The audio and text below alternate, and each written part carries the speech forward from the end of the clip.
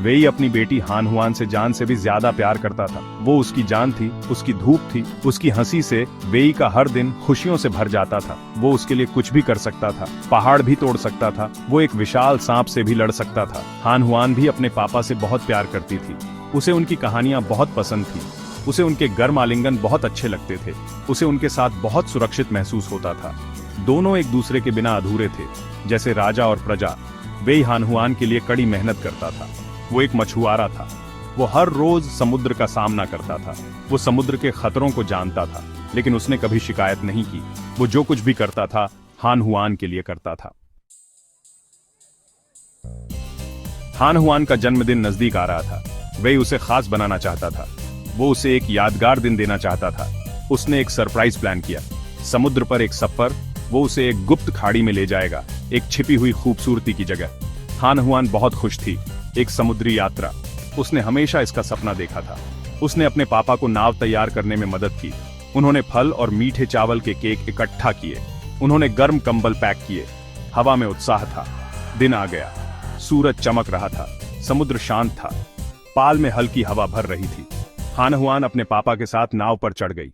वे अपने एडवेंचर के लिए तैयार थे।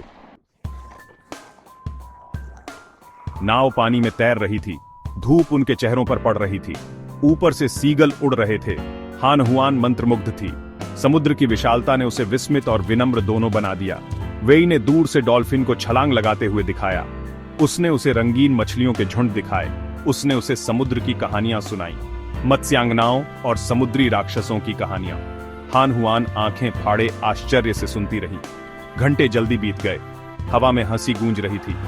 पिता और बेटी ने कहानियां और सपने साझा किए। हर पल उनके बीच का बंधन मजबूत होता गया। समुद्र उफान मारने लगा। ऊपर काले बादल छा गए। हवा तेज चलने लगी। लहरें नाव से टकराने लगीं। शांतिपूर्ण यात्रा ने करवट ले ली। अचानक पानी से एक विशाल आकृति निकली। एक विशालकाय सांप। उसके शल्क हजारों पन्नों की तरह चमक रहे थे। उसकी आंखें एक भयानक रोशनी से चमक रही थीं। वह उनकी छोटी नाव के ऊपर मंडरा रहा था। सांप ने हमला किया। उसका विशाल शरीर नाव से टकराया। वेई और हान हुआन उफनते पानी में गिर गए। वेई घबरा गया। उसे हान हुआन को ढूंढना था। भाग 5। निराशा और दृढ़ संकल्प। वेई लहरों से लड़ता रहा। उसने बेतहाशा पानी में नजर दौड़ाई। हान हुआन कहां थी? डर उसके दिल को चीर रहा था। उसे ढूंढना ही था। उसने अपनी नाव के लकड़ी का एक टुकड़ा देखा और वहां उससे चिपकी हुई हान हुआन थी। उसे राहत मिली, लेकिन यह ज्यादा देर तक नहीं रही। तेज बहाव हान हुआन को दूर बहा ले जा रहा था, उससे दूर, एक अंधेरे और डरावने द्वीप की ओर। वेई अपनी पूरी ताकत से तैरा। उसने लहरों से लड़ाई लड़ी। उसने अपनी थकी हुई मांसपेशियों की परवाह नहीं की। उसे हान हुआन तक पहुंचना था। वो उसे नहीं खोएगा। आज नहीं, कभी नहीं। भाग 6। अनजान में सफर। तेज बहाव बहुत ज्यादा था। इसने हान हुआन को द्वीप की ओर बहा दिया। वेई उस तक पहुंचने के लिए बेताब भी किनारे पर आ गया। वो सांस लेने के लिए हाँफते हुए समुद्र तट पर गिर पड़ा। द्वीप अंधेरा और डरावना था। पेड़ टेढ़े मेढ़े थे। अजीब आवाजें हवा में गूंज रही थीं, लेकिन वेई के पास डरने का समय नहीं था। उसे हान हुआन को ढूंढना था। वो जंगल में चला गया। कांटे उसके कपड़ों को फाड़ रहे थे। अदृश्य जीव झाड़ियों में सरसराहट कर रहे थे। हर परछाई हान हुआन का नाम पुकारती हुई लग रही थी। वो पिता के प्यार से प्रेरित होकर आगे बढ़ता रहा। भाग 7। डर का सामना। विशालकाय सांप फिर से प्रकट हुआ। यह पेड़ों से रेंगता हुआ अपने रास्ते में आने वाली हर चीज को कुचल रहा था। उसकी ठंडी और क्रूर आंखें वेई से मिली। इस जीव ने, इस राक्षस ने उसकी बेटी को ले लिया था। डर वेई को घेरने लगा, लेकिन वो अपने स्थान पर डटा रहा। वो डर से खुद को लकवाग्रस्त नहीं होने देगा। उसने एक तेज पत्थर उठाया, सांप की ताकत के खिलाफ उसका एकमात्र हथियार। सांप ने हमला किया। वेई बच गया। उसके नुकीले दांतों से बाल बाल बचा। वो एक गिरे हुए पेड़ के तने पर चढ़ गया। उसे जीव को चतुराई से हराना था। उसे अपनी बुद्धि का इस्तेमाल करना था। भाग 8। आखिरकार मिलन।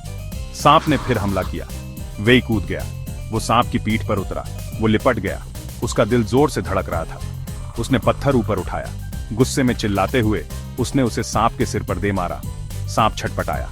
वेई को हटाने की कोशिश में उसने अपने शरीर को पेड़ों से टकराया, लेकिन वेई लिपटा रहा। उसने बार बार वार किया जब तक सांप शांत नहीं हो गया। वेई हानहुआन का नाम पुकारते हुए जंगल से होकर लड़खड़ाता हुआ चला गया। आखिरकार उसने उसे एक विशाल पेड़ के नीचे दुबका हुआ पाया। वो डरी हुई थी, लेकिन उसे कोई चोट नहीं आई थी। उसने उसे अपनी बाहों में भर लिया।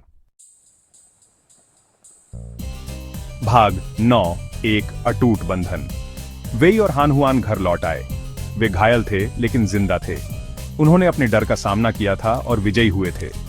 इस कठिन परीक्षा ने उन्हें झकझोर कर रख दिया था, लेकिन इससे उनका बंधन भी मजबूत हुआ था। जिस समुद्री यात्रा की उन्होंने योजना बनाई थी, वह जीवन रक्षा की लड़ाई बन गई थी। उन्होंने मौत को सामने से देखा था, लेकिन इन सब के बीच एक दूसरे के लिए उनका प्यार कभी कम नहीं हुआ। वेई ने उस दिन सीखा कि प्यार दुनिया की सबसे ताकतवर चीज है। ये पहाड़ों को हिला सकता है, ये राक्षसों को भी मार सकता है, और उसने अपनी प्यारी बेटी के साथ हर पल को संजोने की कसम खाई।